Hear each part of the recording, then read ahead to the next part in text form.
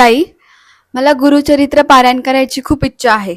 पण मला भीती वाटते की जर माझ्याकडनं काही चुका झाल्यास आणि जर गुरु माझ्यावर कोपले तर. अ, ह्या प्रश्नाचं उत्तर म्हणजे बहुजनांचा हा मनातला प्रश्न आहे की आम्हाला गुरुचरित्र करायचं आहे. पण गुरुचरित्र पारायण खूप अवघड असतं, नियम खूप अवघड असतात आणि गुरुचरित्र काळामध्ये चुका झाल्या तर उलट परिणाम होतात. मुळीच मनात कुठलीही शंका घेऊ नका. श्री गुरुदेव दत्त ज्यांनी जगाचं गुरुपद घेतलंय ते खूप कृपा सिंधू आहे. ते नेहमी आपल्या शिष्यांवर कृपाचा वर्षाव करत असतात. आणि उरला प्रश्न चुकीचा, तर मनुष्य हा चूक करणारा पुतळा आहे. त्यामुळे एकच चूक वारंवार होऊ नये. पण चूक जर झाली तरीही कुठल्याही प्रकारचा गुरु कोप करत नाही. कारण गुरु म्हणजे आपल्या शिष्याला बोटाला धरून प्रत्येक गोष्ट शिकवत असतात.